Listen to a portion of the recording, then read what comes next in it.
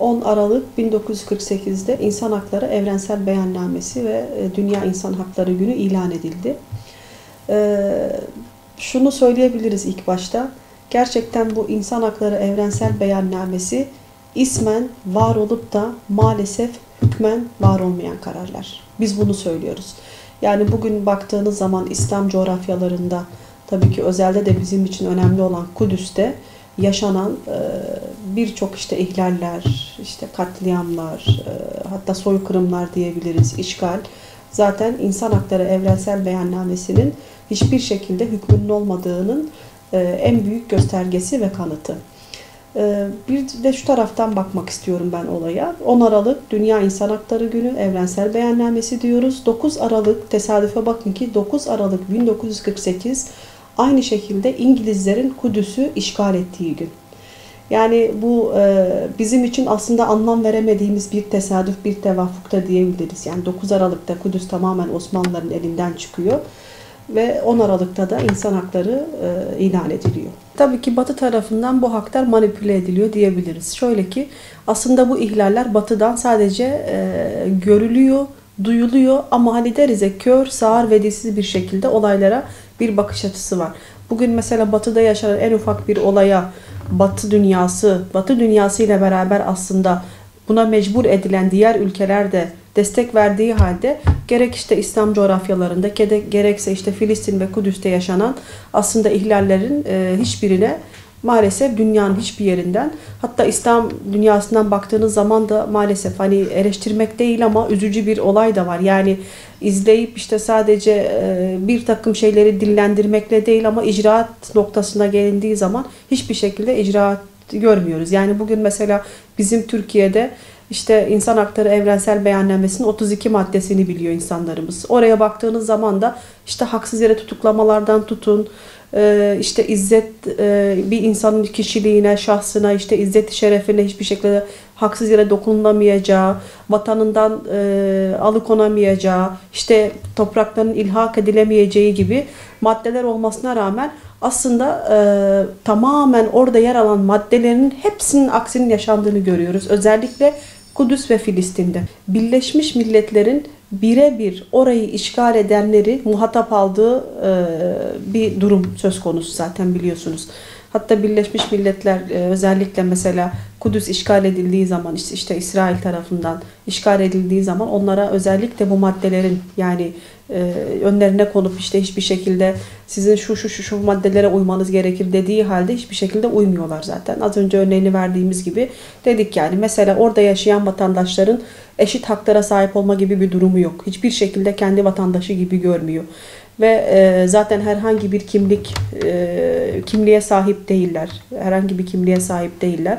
Kendi vatanlarında vatansızmış gibi yaşıyorlar. Ve evleri işgal ediliyor. Hiçbir gerekçe gösterilmeden ufak bir çocuk, yani çocuktan tutun işte gençlere, kadınlara, erkeklere, onların gözünde hiçbir şekilde yaş veya işte önemli değil, cinsiyet ayrımı olmaksızın haksız yere işte kendilerinde ürettikleri bahanelerle o çocukları alıp işte kendi hapishanelerinde hapsedebiliyorlar. O kadar yani neredeyse aslında bu İnsan Hakları Evrensel Beyannamesi'nde yer alan bütün maddelerin aksi ne varsa uygulanıyor. Ama gelin görün ki bütün Birleşmiş Milletler, bütün bu ülkeler yaşanan bu ihlale göz yumabiliyor yani. Ne taraftan bakarsanız, hangi açıdan bakarsanız bakın hiçbir şekilde orada tabii ki hak ve adaletten söz etmek mümkün değil. Mesela Birleşmiş Milletler Evrensel Beyannamesi'nin bir çıkış süreci var.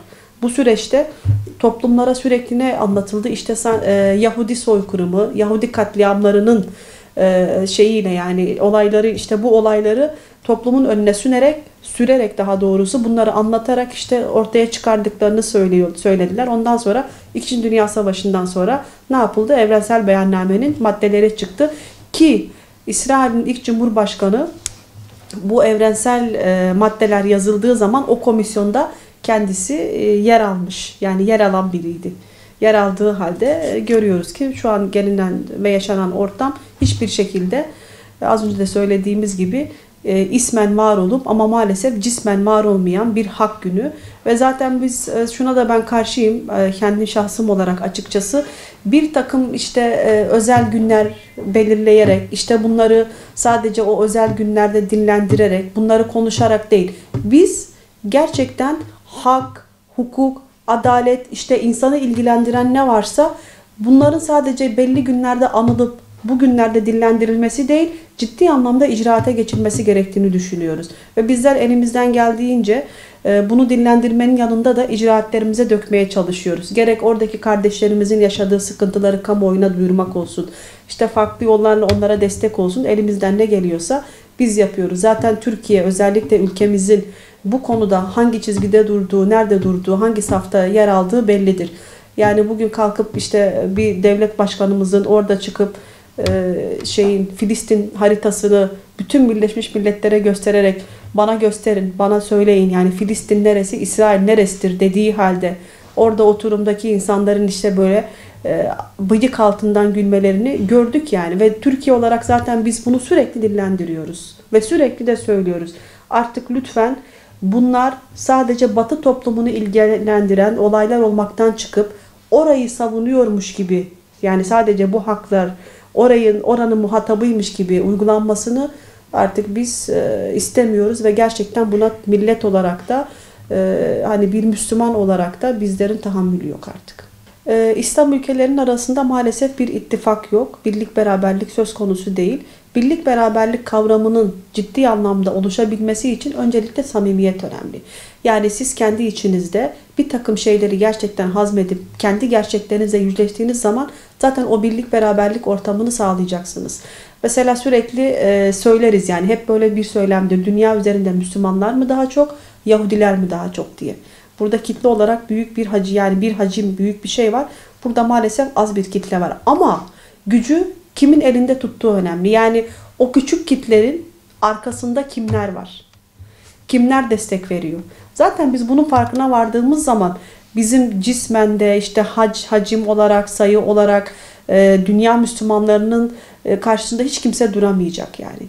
Bunu elbette ki alt edebiliriz ama öncelikle samimiyet ve samimiyeti de binaen de birlik ve beraberlik diyoruz. Maalesef yaşanan işte mesela bu maddeler sadece Batı'yı mı ilgilendiriyor, işte Batı mı bundan yararlanıyor dediğiniz zaman aslında Doğu'nun da buna yani İslam coğrafyalarında işte İslam ülkelerinin de yeri geldiği zaman maalesef bu Batı devletlerinin yerinde yer aldıklarını görebiliyoruz. Kimi aşikar, kimi işte perde arkasından bir şekilde herkes kendi menfaatleri için durması gereken yerde de duramayabiliyor.